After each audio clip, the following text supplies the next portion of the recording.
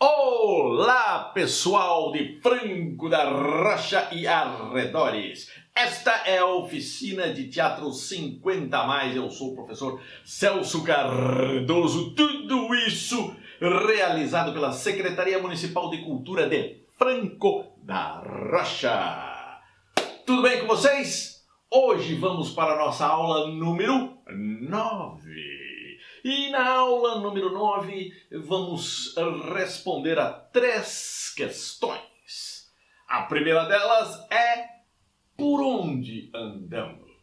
Ou seja, o que nós fizemos nas 8 aulas anteriores, né? Nas 8 aulas anteriores nós falamos rápida e simplesmente de muita coisa do teatro, principalmente do teatro lá na história antiga, Grécia, Roma.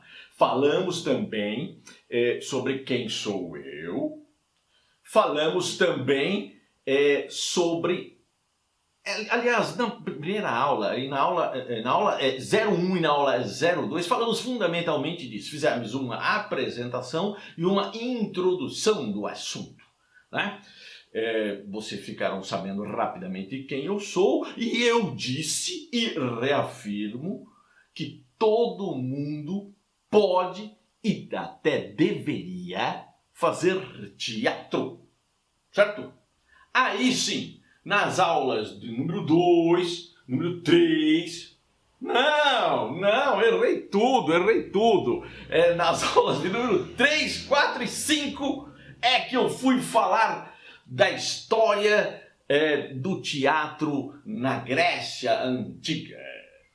É muito importante, eu diria que é fundamental, que qualquer assunto do qual se fale, seja teatro, arquitetura, geografia, paleontologia, obstetrícia, racismo, música, qualquer assunto do qual se fale tem que ter uma conexão, uma ligação com o aqui e agora. Nós podemos falar de um assunto que aconteceu, de um fato, ou de fatos que aconteceram há 2.500 anos atrás, por exemplo, como é o caso do teatro na Grécia Antiga. Podemos falar de coisas que aconteceram há 5, 10 mil anos. Tudo isto faz sentido quando a gente faz a conexão com o tempo presente. No caso do teatro, que é o nosso assunto, isto faz todo sentido. Cada vez mais que estudamos as coisas que eles, gregos, romanos e outros fizeram lá atrás, mais a gente sente o quanto daquilo que eles fizeram, daquilo que eles descobriram, daquilo que eles inventaram, está impregnado no nosso fazer teatral. Resumo rápido. Como eu já disse, nas aulas 3, 4 e 5, falamos do teatro lá na Grécia Antiga. Detalhe, a Grécia fica onde? Na Europa. E quem é que fazia o teatro na Grécia Antiga? Cidadãos. E quem eram os cidadãos? Homens, não mulheres, homens brancos. Registre isso. Só europeus, só homens, só brancos. Na sequência, nas aulas 6, 7 e 8, falamos do teatro na Roma Antiga, né? Passando pela República Romana e pelo Império Romano. Ainda que o Império Romano tenha ocupado territórios no norte da África, observem que tudo isto é feito com a marca dos europeus, onde era o centro do Império, Roma. Roma na Itália de hoje, que fica na Europa. Então, mais uma vez, o detalhe. Quem fazia teatro na República e no Império Romano? Os cidadãos, os homens brancos. Mais uma vez, atentem para isso. Agora vamos para a segunda questão desta aula. O que pulamos? Na verdade, é o que de história vamos pular. 1000 anos. É isso. Daremos um pulo, um salto de 1000 anos. E por que faremos isso? Por quê? Bom, para responder este porquê, a gente precisa entender um pouquinho brevemente qual era a relação que aconteceu entre a Igreja Católica, entre os cristãos e o Império Romano. Rapidamente, resumidamente, foi assim que aconteceu, pessoal. Bom, até o ano de 325 depois de Cristo, claro, depois de Cristo, a Igreja Católica, as igrejas eram incendiadas, os cristãos eram perseguidos, seus bens eram confiscados, eles eram jogados aos leões, faziam gato e sapato com os cristãos. Mas a religião era muito forte, monoteísta, vindo do judaísmo, com todos aqueles valores, e apesar de toda essa perseguição, o cristianismo foi crescendo, foi tomando corpo. Bom, muito bem. Aí, o imperador Diocleciano queria uma religião oficial terrivelmente anticatólica, né? Ele estabeleceu uma política anticristã, mas esta política fracassou. Muito bem. Depois, na época do imperador Constantino I, os aparatos militares e administrativos do Império Romano funcionavam muito bem. Não sei exatamente o que é que isso significa, se isso era bom ou ruim. Mas a questão religiosa estava meio bagunçada. Daí, o Constantino I, ele resolveu dialogar com os dirigentes da então religião católica, os cristãos, que estava em franca ascensão, que estava crescendo bastante. No ano de 325, aconteceu um concílio para tentar pacificar as relações entre o Império e a Igreja Católica. Então vamos lá. Nesse tal ano 325, após longos debates, muita discussão, muita conversa, o Constantino I se convenceu e aceitou o consenso segundo o qual Deus e Jesus constituíam uma mesma entidade. Gente, levando em conta o politeísmo que se tinha antes desta data, a mudança é revolucionária, é muita coisa neste momento. Bom, aí assinaram lá todos os documentos, os papéis dessa definição dos religiosos e estabeleceram o fim da perseguição aos cristãos. Bom, passou-se um tempo. Foi lá, agora vamos dar um pequeno salto do ano 325 para o ano 380. Assim como aconteceu recentemente aqui no Brasil,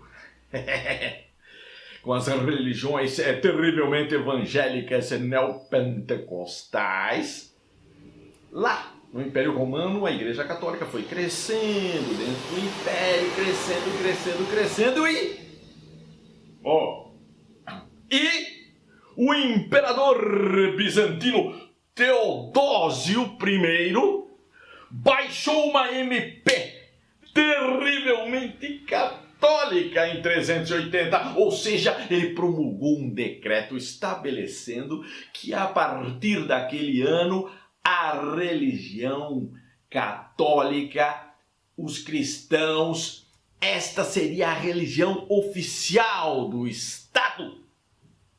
E aí, o que aconteceu? Aqueles que até então eram perseguidos, passou uma moto, passaram a ser perseguidores. Então antes a religião que era proibida pelo Império Romano passou a ser a religião oficial do Império Romano. E eles passaram a perseguir quem? Os politeístas. Quer dizer, liberdade religiosa, que é bom? Nada disso. Se antes você era politeísta, apaga tudo, não interessa no que você acredita. Agora tem que ser monoteísta, tem que ser cristão. Mas professor, o que o teatro tem a ver com essa história toda? Tudo! Vocês sabem o que aconteceu com o teatro a partir da oficialização do cristianismo como religião oficial do Império Romano? Pois é. Como já foi dito numa das aulas anteriores, depois que o cristianismo passou a ser a religião terrivelmente oficial do Império Romano, o teatro foi proibido. Só isso que aconteceu com o teatro. E todos aqueles teatros romanos que foram construídos, foi construído teatro na Jordânia, em Portugal, na Espanha, um monte na Itália, na Síria, na Bulgária, na Suíça, na Alemanha. Todos esses teatros foram abandonados. É pouco. E essa história dura 1000 anos. Foram 1000 anos sem teatro. Não é à toa que a Idade Média é chamada da ideia da Idade das Trevas. Uma idade que não tem teatro. 1000 anos sem teatro. Que absurdo. Bem, não foram exatamente redondamente 1000 anos. Esta proibição do teatro pela Igreja Católica começou, na verdade, antes da Idade Média. Começou assim que a Igreja Católica passou a ser a religião oficial do Império Romano. E a Idade Média foi até 1453. 1453. Na Idade Média, a Idade das Trevas, o teatro era proibido pela religião católica. Só a própria igreja podia utilizar a linguagem teatral. E ela acabou fazendo isso só na parte final da Idade Média. Uma das maneiras que a Igreja Católica pensou e utilizou o teatro foi nas missas dos domingos de Páscoa, dentro das igrejas, dramatizando a ressurreição de Cristo. E essa ideia deu certo, muito certo, fez um baita sucesso. Daí a Igreja Católica, claro, passou a encenar dentro das igrejas outras passagens da Bíblia, usando o teatro para divulgar seus ensinamentos. Eles vão fazer isso ao longo da história outras vezes. Como as encenações faziam muito sucesso, claro, a Igreja Católica resolveu proibir que elas fossem feitas nos altares das igrejas. E aí, todas essas representações religiosas, mas com o controle total da igreja, passaram a acontecer nas praças públicas. Essas encenações, que também são conhecidas como autos religiosos, acontecem até hoje em todo o mundo católico, com as famosas encenações da Paixão de Cristo, por exemplo, e continuam sob o controle da Igreja. Só mesmo no finalzinho da Idade Média é que o teatro começou a se libertar da Igreja Católica. Talvez tenha sido um dos motivos pelos quais a Idade Média acabou. Bom, continuaram existindo os autos religiosos, mas artistas independentes também começaram a fazer teatro não religioso nas praças, pelas ruas. Finalmente chegamos à terceira pergunta da nossa aula de hoje. Para onde vamos?